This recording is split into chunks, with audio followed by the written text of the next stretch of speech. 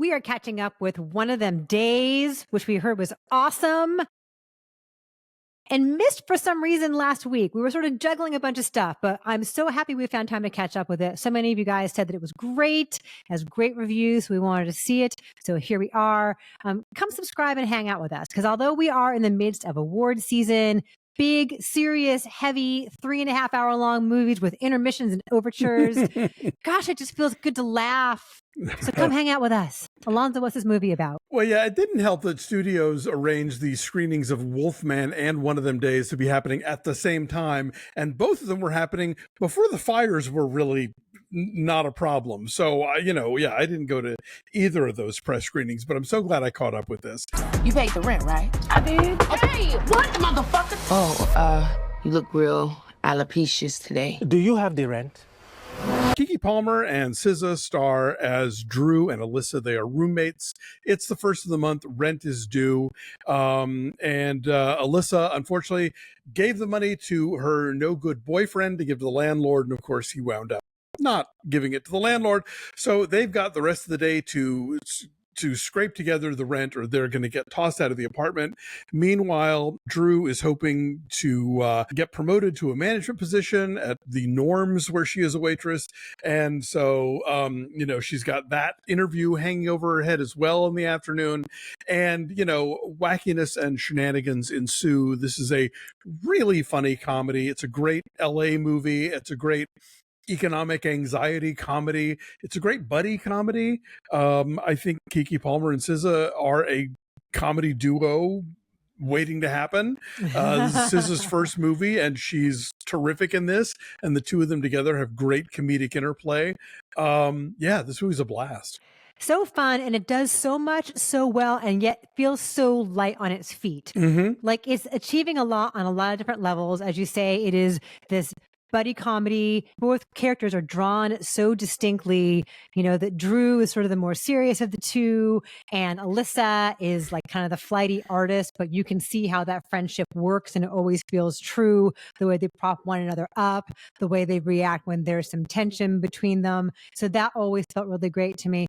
And then it's like a shaggy kind of like all day long kind of buddy movie in the tradition of like, dude, where's my car? This feels a lot like Harold and Kumar Go to White Castle, in that you have these like very specific friends who get into trouble, and just like the orbit of wacky characters and like things just keep building and building, but it always makes sense from a logical perspective. Like, we gotta go do this, and now we gotta go do this, and here's an obstacle, so we gotta get around it. So it always makes sense. Like, so it feels very loose, and yet the structure of it is very tight and very concise and always logical.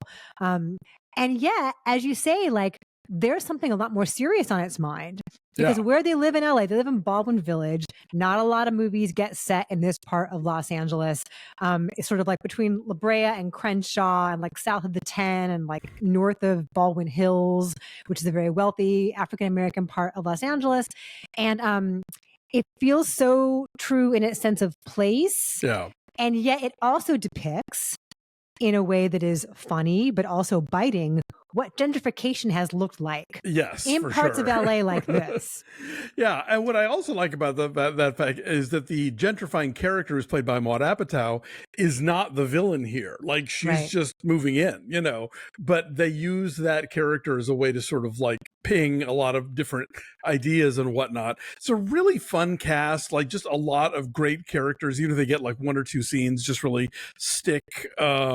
Whether it is Janelle James popping up as a very incompetent phlebotomist, an actress named Kayla Monterosa Mejia as the woman in the Paycheck Loan Company, who is hysterical. Aziza Scott as, I guess, as one of the, as close as we get to a villain in this movie, who is unforgettable, or so one of the good. villains. Amin Joseph as the sort of local crime lord, and then like in true buddy fashion, like both of these women, SZA's character has a boyfriend at the beginning, and he proves to be useless. There's a guy who is in Keke Palmer's orbit, played by Patrick Cage, who's very handsome and has a lot of like he's got that thing that the camera likes. Yeah.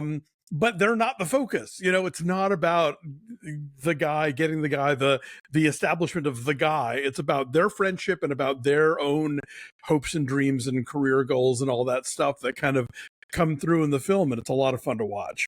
Yeah, this is the feature debut of Lawrence Lamont, who's done a lot of videos. It was written by Syreeta Singleton, who has worked on Insecure. Issa Rae is a producer here.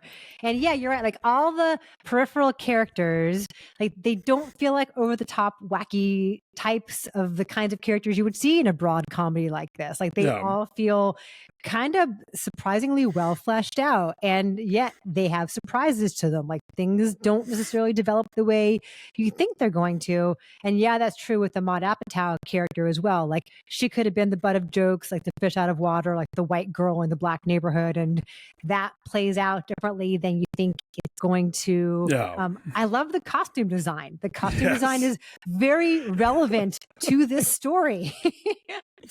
Yeah, there's an extended sight gag involving outfits that is just, you know, chef's kiss. Lamont and Singleton both worked on an HBO show that I have not seen called Rap Shit that I've heard really good things about, and now I want to go back and catch up with it because they clearly have a real sense of the story they're telling here. The comedic pacing and timing is really great. This is a real, you know, January surprise. Yeah, I'm totally shocked this is SZA's first film. Yeah, right? I know, she's a natural.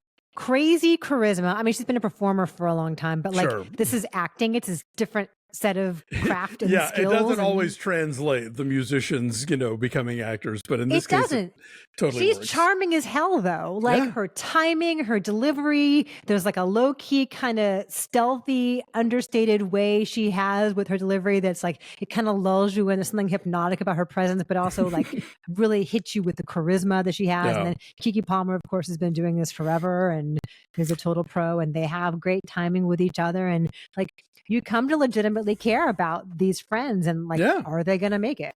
Yeah, for sure. And any future conversation about film prosthetics will be including this film. And that's all I'm going to say. It was startling. It was very surprising. Anyway, this moves really well. I had a good time. If you were looking for something just light and breezy, it's like an hour and a half long. Yeah. This time of year, things tend to be a little serious, or this time of year, things are terrible. Like January is dumping ground time, and this clearance sale. But no, this was great, and I saw it in a packed theater at the Grove on on MLK Day, and it was just a real delight. Oh, I saw it with like 2 people, but still laughed my ass off, laughed loud enough for the whole theater. So what's your number then on one of them days? I would say an 8. I think this is the kind of comedy that looks easy and effortless, but it's really hard to do right, and they do it right. Yep, I'm saying 8.5. So go check it out. One of them days is in theaters now.